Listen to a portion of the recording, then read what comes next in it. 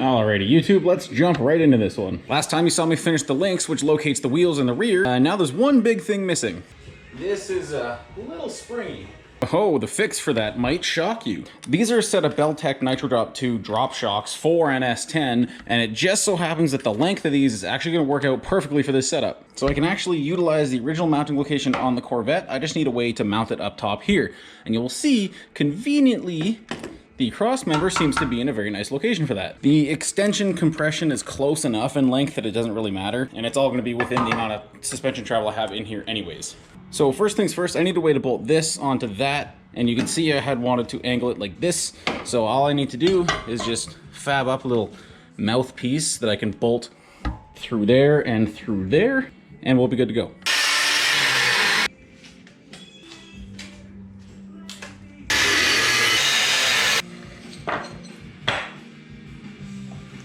I'm just using a shock as the spacer to weld these guys together. Okay. How the hell?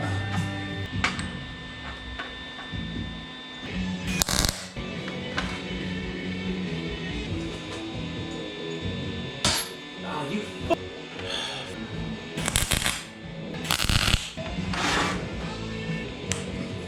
Alright, I'm coming back when I'm done. Okay, these are all welded together. They're just... The shock's gonna go in here, drill a hole, and she'll be good to go. They're ugly, but they're gonna be functional.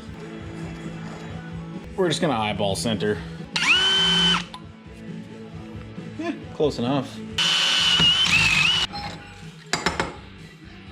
Actually, that's pretty damn close. These need to go to a final size of 5/8 to drill it from both sides because the step drill's not long enough.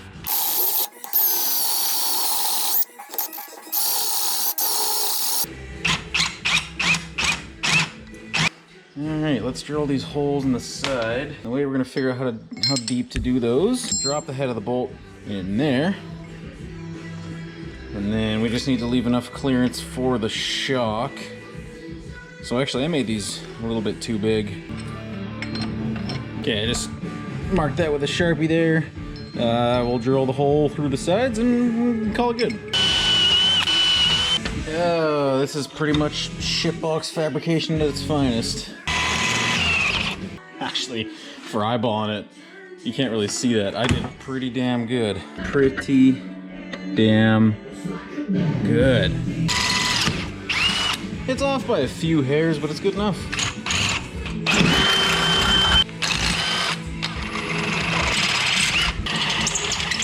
You know what? I'm just gonna mill it out with a 1/2-inch bit.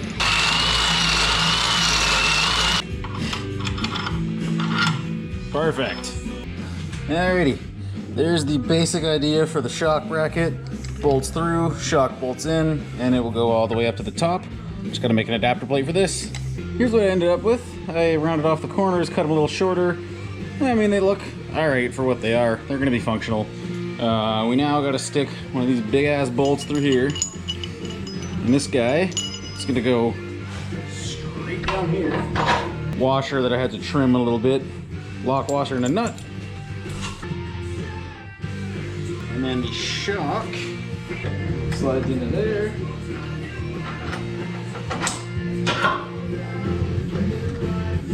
The bolt I have is way too long, but mock-up it's fine. When I compress it to, we'll go full, the bottom is there. So halfway is about in the middle of my bracket here. Well, the idea is to make a piece much like this bottom one that will come out, that this will bolt to, just brace down to each side. And really that's all you need. A fist of suspension travel, more than that in the downstroke. Plus this is never gonna get that high, I have to make bump stops yet. Extension from there, it'll have from here to there. So like that much extension, or sorry, I guess sag. And I know the suspension doesn't sag anywhere close to that much, so I think we're gonna be all right. I'm gonna try and get them as close to the inside of the frame here as well without binding anything up.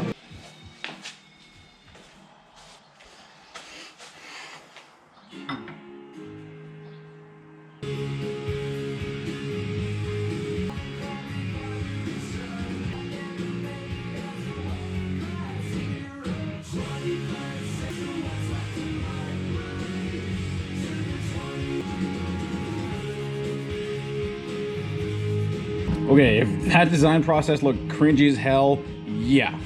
That was the point, because I actually went through and revised it all after. I marked my center lines, just compared where the shock had to poke through, measured my bolt holes.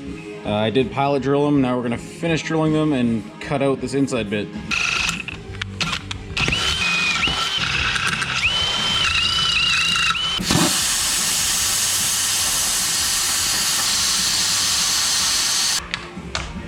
It's not a pretty hole.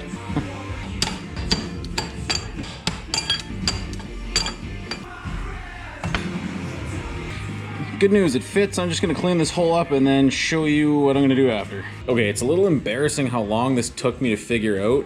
I had to widen this hole a whole bunch and then these two little pieces that kind of jut out.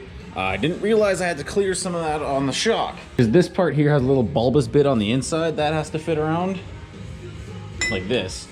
And it fits pretty damn perfect now. I saved you the pain of all the fitment for this stupid little piece. And then I just cut the edges off just to make it look a little nicer. It's probably gonna weld on somewhere right around here. It's gonna go up at kind of an angle just because of the way the shock has to sit. Not much, just a little bit. And I got two of them. They're not exactly the same. The second one is a little smaller in geometry, but once they're welded in and ground down, you'll never be able to tell the difference. So let's get to mounting them. All right, I buffed some rust off. I think rust could be paint in a way. I have re-verified that the position I want to mount that in, somewhere around here in the compression stroke.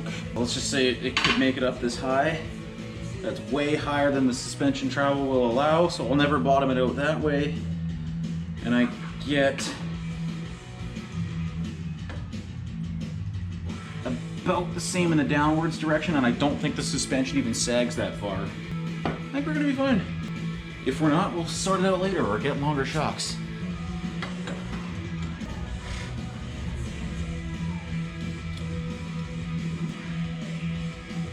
All right, welder, we like the welder.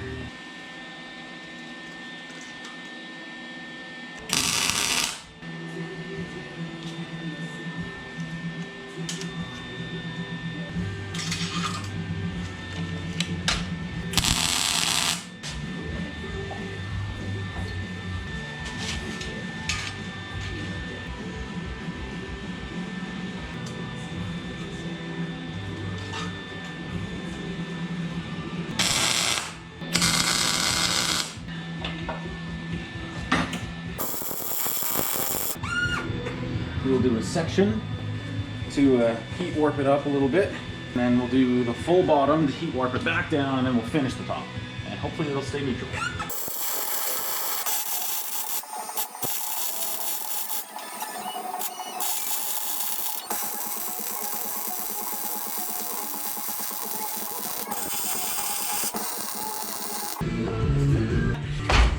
Nice. That is so cool. Oh, that's badass. Okay, with all that welded in, now we can move on to the gussets just to add some support to all these mounts. Just gonna kind of follow the line of the shock down, and then we can do that on each side, and then it'll be ×4 because I can use the same gusset for each piece.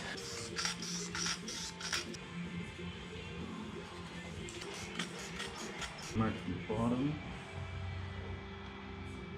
and the end.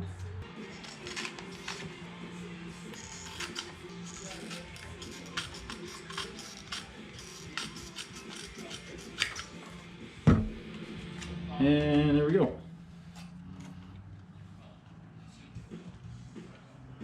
All right, I gotta go cut that out of steel. Alrighty, I got all my pieces made out of steel. We're ready to weld them in.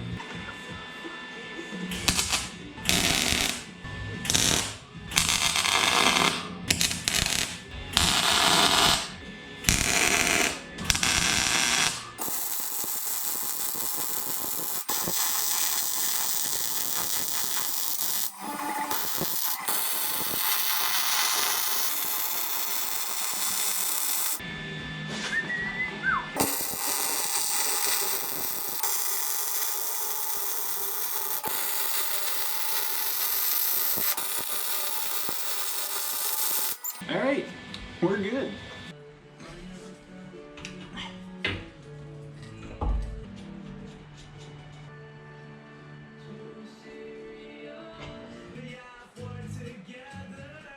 I'm just gonna leave it loosely assembled because it's all gonna have to come apart again anyways for the next part, which is gonna be cleaning and painting all this garbage, but that doesn't look too bad. It might look a little silly having so much gap on each side, considering how the shocks are coming up, but it looks even and it looks all right. I would say they turned out pretty good.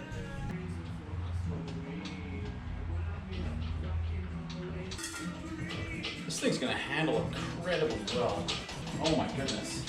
And believe it or not, you're actually looking at the finished, complete rear end swap. That's rear end mounted, the links are all done, the ride height is set, the shocks are done.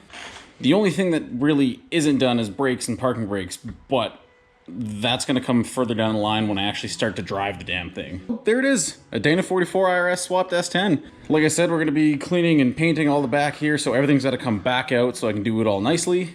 And then moving on from there, we're gonna start taking the engine and trans back out so I can split them apart, turbo prepping the engine, finding a clutch and flywheel, and then putting it all back together permanently. Stay tuned for that, it's all coming soon. Thank you for watching, I hope you enjoyed.